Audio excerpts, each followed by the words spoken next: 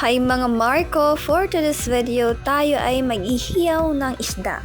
Sa kasalukuyang panahon, at tayo ay maghahanda ng mga ingredients na ilalagay natin sa ating iihawin. Here we go! At hindi ko nga po na videohan yung aking paglalagay ng mga ingredients, ng mga kamatis, na sibuyas at luya.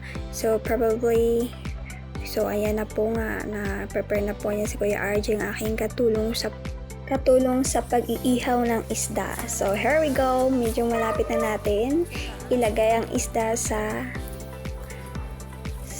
ihawan.